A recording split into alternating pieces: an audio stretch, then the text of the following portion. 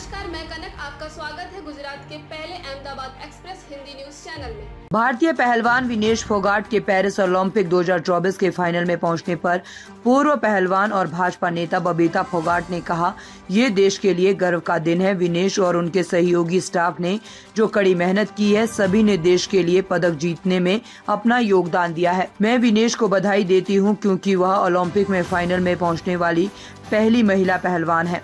50 kilogram वर्ग में लड़ने का उनका फैसला एक अच्छा कदम था। उन्होंने अपने सभी पदक इसी वर्ग में जीते हैं। ये उनके लिए उपयुक्त वर्ग है। मेरे पिता का सपना था कि हमारी बेटियां ओलंपिक में पदक जीते। आज ये सपना पूरा होने जा रहा है।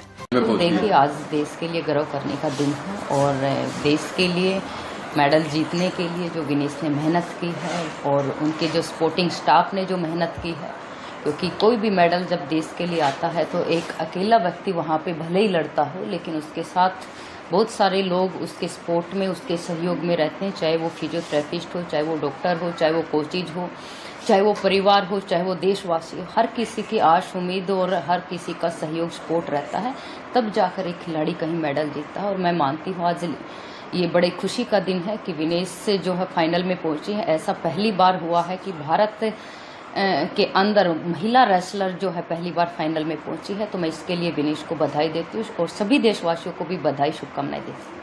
परिवार में किस तरह की खुशी है, किस तरह का सेलिब्रेशन किया जाएगा? बिल्कुल, देखिए, पापा का जो सपना था ओलंपिक के अंदर मेडल लेके आने का, और पापा ने जो गुर जो हम सब बहनों को सिखाए थे, मैं मानती हूँ कि पापा ने यही टैक्टिक्स अभी तक जो अब मैंने विनेश के अब की बार फाइट देखी, तो मुझे लगा कि विनेश ने अब की बार उन सही गुरों को ध्यान में रखते हुए जो पापा ने सिखाई है कि अपना बहुत समझदारी के साथ अपना टाइम पे अटैक करना है। वो बहुत डिफेंसिव नहीं खेली, अटैक अच्छा रहा और बहुत समझदारी के साथ उन्होंने गेम खेला है। मैं मानती हूँ कि उनकी वही समझदारी जो है उनके काम आई है और उनका जो निर्णय था, मैं मानती हूँ कि जो 50 किलो में लड़ने का, ये भी एक बहुत बड़ा उन्होंने समझदारी के साथ फैसला लिया। और 50 किलो के अंदर हम मानते थे कि उन्हें जितने भी अभी तक मेडल जीते हैं 50 केजी के अंदर उन्होंने बहुत अच्छी परफॉर्म की और सारे के सारे मेडल 50 केजी में जीते और आज उसी का ही परिणाम है, क्योंकि उसके लिए सूटेबल वेट कैटेगरी थी 50 केजी।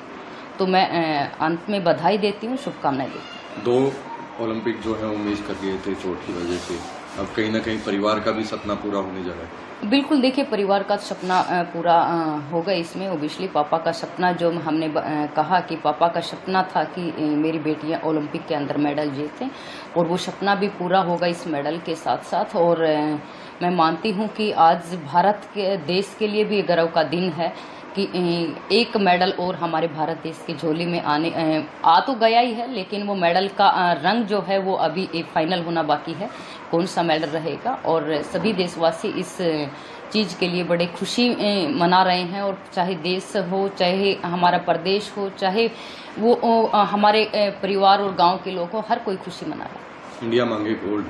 बिल्कुल बिल्कुल, क्योंकि दंगल फिल्म का जो डायलॉग आपने सुना होगा, गोल्ड तो गोल्ड ही होता है, छोरा लाओ या छोरी, लेकिन गोल्ड तो गोल्ड ही होता है। गोल्ड का लाना जो देश के लिए, क्योंकि सब लोग गोल्ड का ही इंतजार कर रहे हैं और कोई भी खिलाड़ी वहाँ पे जाता है तो सिर्फ और सिर्फ गोल्ड का सपना लेके ही जाता है। आखिरी विनेश के लिए कोई मैसेज?